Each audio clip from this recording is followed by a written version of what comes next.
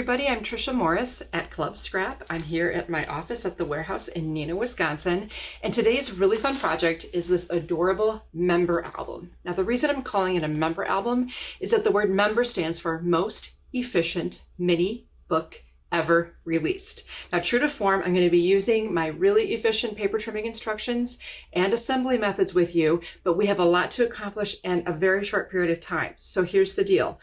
Right now, I want you to just sit back and relax and enjoy the show, see how the album comes together. Now, if you should decide you want to make one of these for yourself, don't worry. I have a full-length workshop available for you at a much slower pace so you can tackle this project for yourself. All you need is a Club Scrap page kit. Let's get started. Now, a typical Club Scrap page kit contains lots and lots of beautiful ribbon, some embellishments.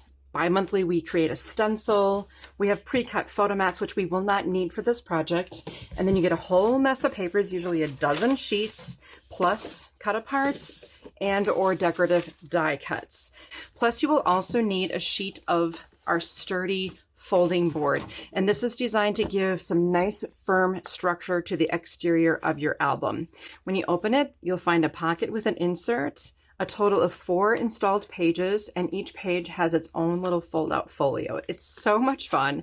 And then on the back, another pocket with an insert as well. Everything you need is right there in the kit. Club Scrap kits for member pricing are only $21.95, so it's an excellent bargain. I've got my infamous accordion pocket file. I do have a video tutorial and a starter kit to help you make one of these for yourself. If you don't have one of these or don't have access to one, I want you to maintain 4 separate piles and just label them A, B, C, and D. I'll also provide you a link to a sheet of instructions that will give you all the information you need to know. All of this is available to you to work with at your very own pace.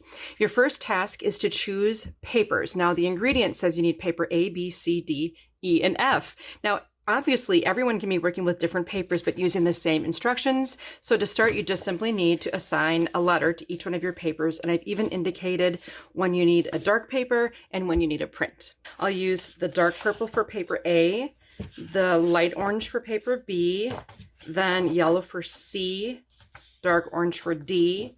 Then I'll trim C and D in a different way. Then I have this beautiful bird's print for E, and then the wildflower print for F. Later on, I can go back and trim these cut-aparts and the die cuts we've included in the kit so I can fully decorate my album. To start, you will absolutely need a good quality guillotine-style trimmer. This is my tool of choice, especially because it has a self-sharpening blade, and it's very inexpensive. My first paper A now is this dark purple. I'm going to place this in the trimmer at 11.5. Always make sure your paper rests along the top edge of your cutting guide and push down on the clear bar before you slice. Then I'll slide down to 5 3/4. Rotate this piece of paper so it's horizontal, and we'll cut at 11 1/4, 10 1/2, 5 1/4.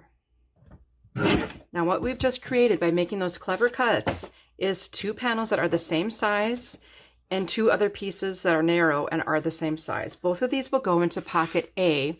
Okay, then I'm going to trim this next 5 3/4 by 12 at 10 1/2 and 5 1/4. Gather up the 2 pieces you just created. Those also go in pocket A, and I'll introduce you to some very small scraps. These can be set aside but kept because we can use them later to decorate our book. Next, I'll take the other paper A, trim it. This one's easier, at 9 1/2, 4 3/4. Always stabilizing each time. Now stack the 2 pieces you created that are the same size. We'll cut at 10 1/2 and 5 1/4. You created 4 panels that are the same. Those will go in pocket B, and set aside the other pieces as a scrap to be used for later. You'll notice something different about this one. Do you see the arrow right here? That indicates that it's important that we install the 2 papers into the trimmer, paper B, with the grain going in a certain direction. So if you hold the papers by an edge, you see this is quite stiff. If I hold them at this edge, you can see how droopy the paper is.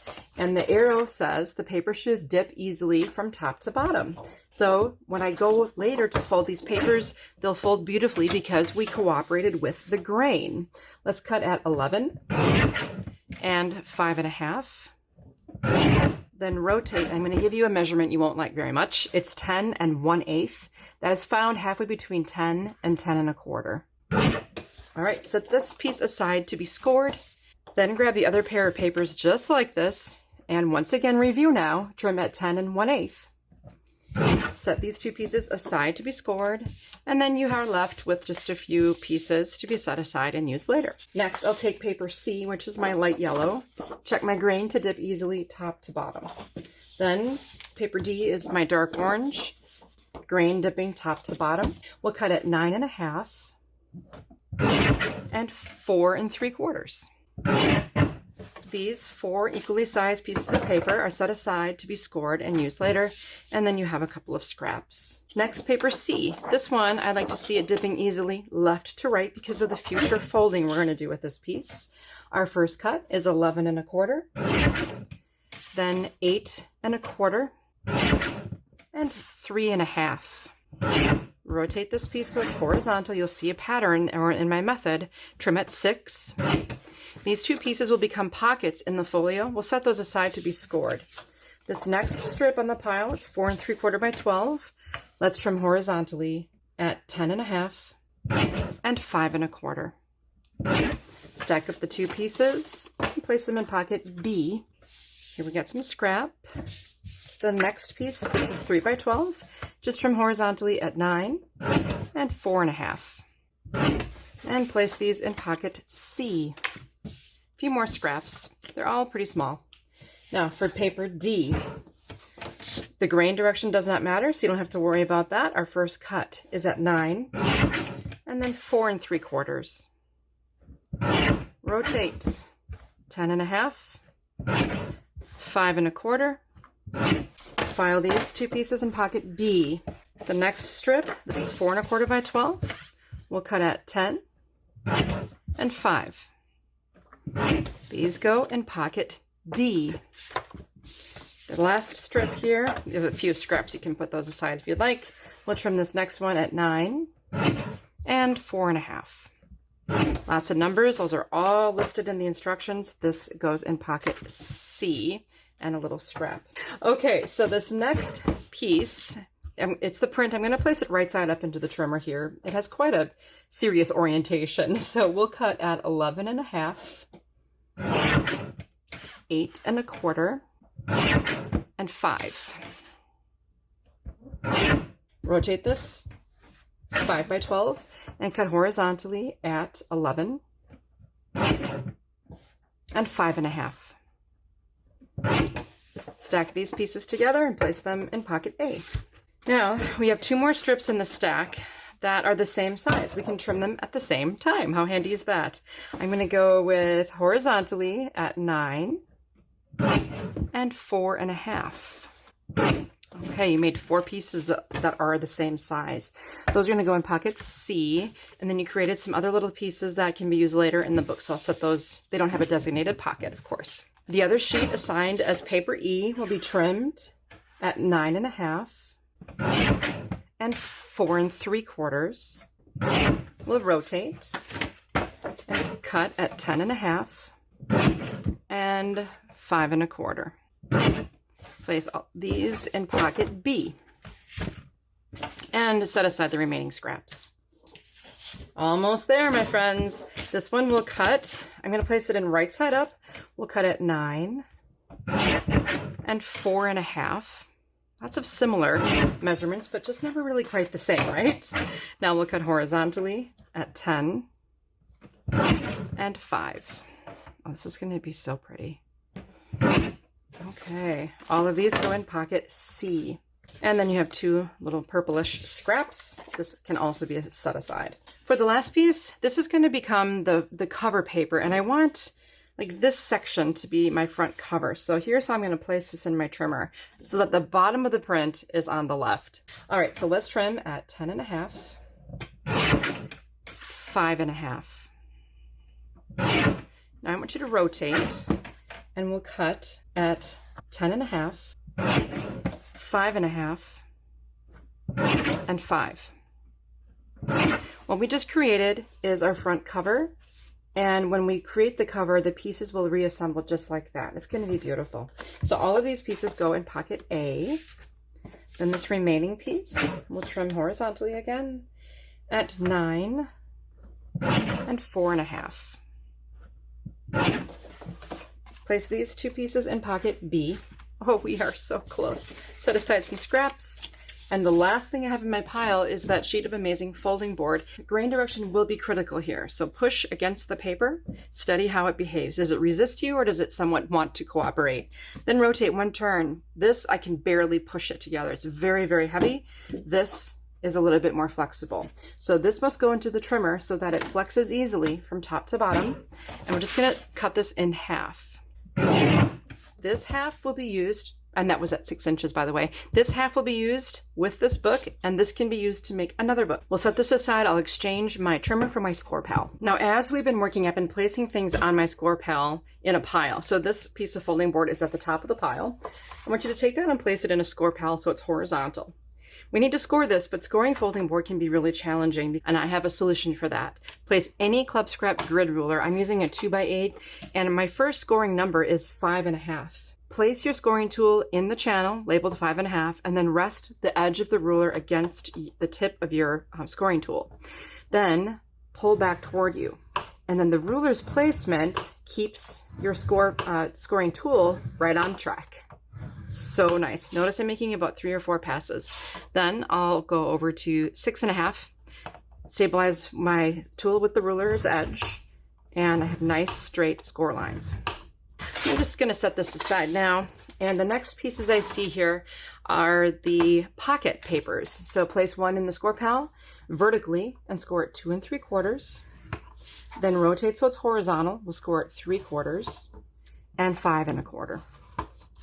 Again, I know I'm going fast, 2 3/4, but I have a video that will take this much slower for you. The idea is to show you how this comes together. If you have scissors handy, now would be a great time to miter the corners of the pockets so we don't have to worry about doing that later. So I'm just removing each outer corner to create flaps for a pocket. This can go into pocket D. Next, we have 4 pieces of paper that are the same size and they all get treated the same way.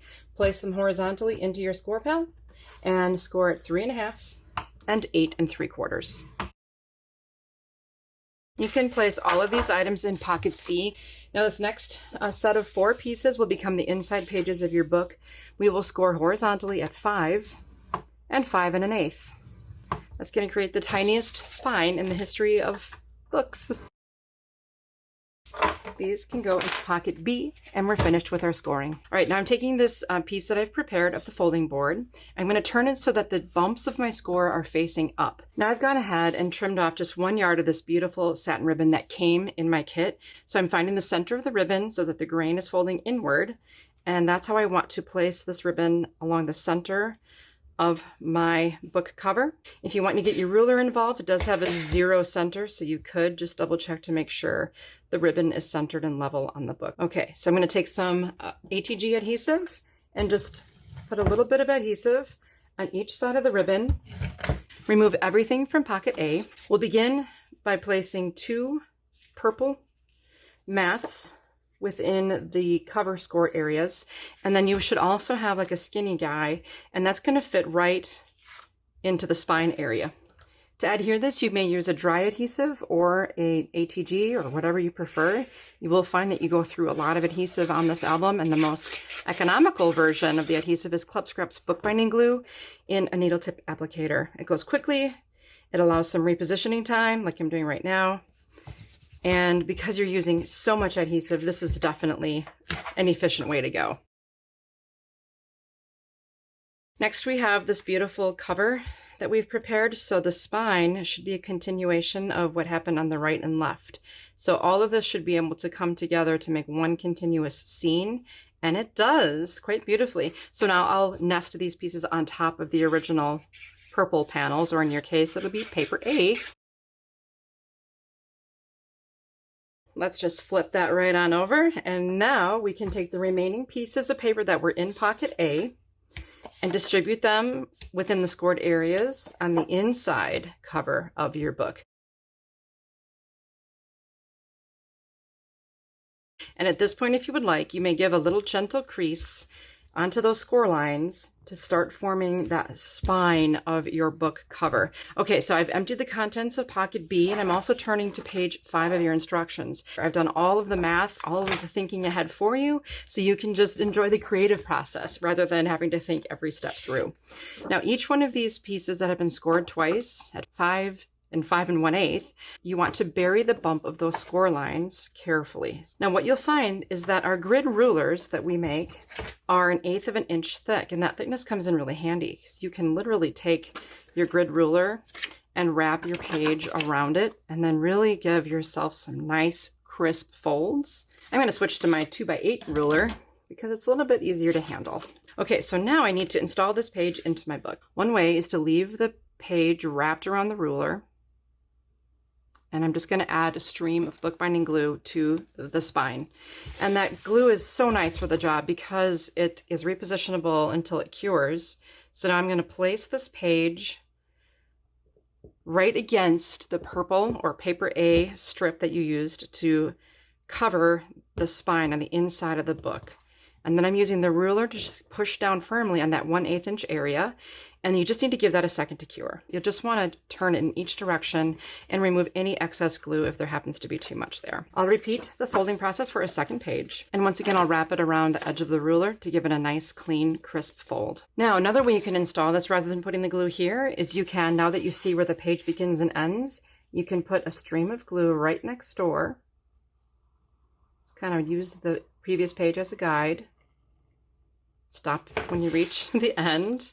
Now with my ruler, I'll take aim and drop this page into place. And for spacing between one page to the next, I'd say allow 1/16 of an inch, just so you can barely see the color purple between these two pages. Repeat that for the remaining 2 pages.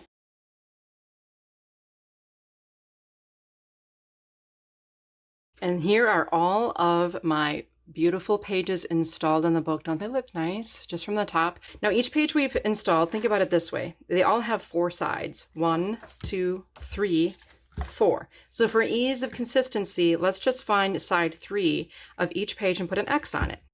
Okay, so you have 4 X's total. And now we have the remaining papers that were in pocket B. First, I'm going to place a purple panel on both the first and the very last page. Now I say purple, but by that I mean your dark sheet, your paper A. And then you should have 2 pieces that are sized to fit perfectly on top of that panel, just as a nice nest.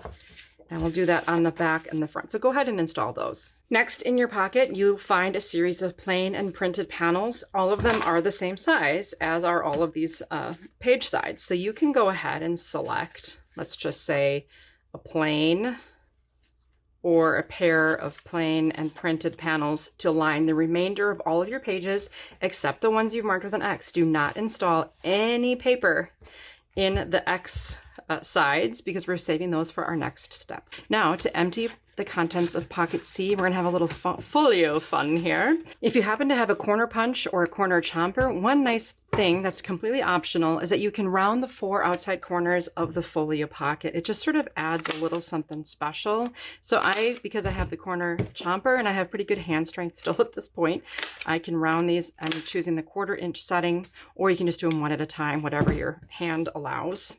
And these are going to become the trifold folios on the inside. Now the inside of each folio will contain a piece of artwork, and you can distribute those however you like. And then we have these other plain colored rectangles.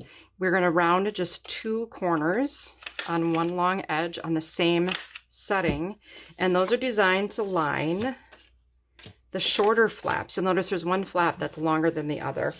And then just make sure you don't have an orientation to worry about here, and then we'll punch the corners on this one as well. Just 2 of them, not all 4. And then these will line the outside of each of these folios. When a folio is complete, you'll bury the bump of the score lines like this. Find the longest flap and apply one of the prints there. Find the shortest flap, glue one of the prints there, and then install the print right in the middle of the folio on the inside. I now have my 4 folios completed. They're looking really nice. And at this point, you can choose which folio you would like to install onto the 3rd page of each section. After installing my last little trifold, I'm now ready to go into pocket D, the last step to finishing my book before decorating. This is really fun and quite easy. Now here's a tip for making pockets out of paper. What I want you to do is bury the bumps of the score lines by folding inward on the short tabs first, and then the long tab comes up last, so that when you slide something into a pocket, by putting in the short tabs first and then bringing up the bottom tab last, your piece won't get caught on the top of this edge every single time, and that drives me crazy when that happens. So there's your free tip of the day. Short flap or side flap, then bottom flap. This will be placed into the inside back cover. Your margin of placement is equal the left, right with the bottom. So about 1/4 of an inch from the bottom edge. And centered. And this one can be installed in the inside front cover. The wet glue also gives you a little bit of time to make fine-tune adjustments once it's been placed. Now you have these 2 remaining dark orange pieces in this case. I'm going to just take my corner chomper, again, 1/4 inch setting, and just round 2 corners on the vertical, and then this will slide right into that page you created. It won't get caught on the top edge of that tab. And now your book is complete and ready for decorating. Isn't that amazing? Now I've made this book, I guess I mentioned a few times. So here's one that I made with Club Scrap's National Parks Remix page kit. Isn't that beautiful? Look at all the fun opportunities for embellishing. And those little trifold folios are so fun as well. And as you've seen it unfold before your very eyes, all of that clever trimming that we did at the beginning made the assembly of this piece an absolute breeze. Here's another one that I did with Club Scrap's Renewal page kit. And if you just open this up, you can see I've added pictures to this one. And when you have those inserts, you can add pictures to both sides. So there's tons of real estate here. And I put together a fun little album of a day that I spent with dear Club Scrap friends, Raymond and Hetty. It was such a fun, foodie trip that we went on. I will never forget this beautiful day. And now this fun book will help me always remember it. Well, I know that was a lot of information delivered very quickly. The whole purpose of our time together was perhaps share a few helpful tips that you can just take with you wherever you craft and to inspire you to make this member album for yourself. All of the instructions, links to tools, and our shopping specials can be found at our special landing page. It's clubscrap.com/SSBE1120. That's also the shopping code. So if you go shopping, use code SSBE1120. You'll get free shipping on orders over $40, and you'll get member pricing. And if you join, you'll receive the Golden Hour page kit for just $21.95, and you'll also get a free accordion pocket file kit so that you can be well on your way to being as organized as I am. I hope to help you continue to scrapbook and be successful in your future, so let's craft together soon. I'll see you next time.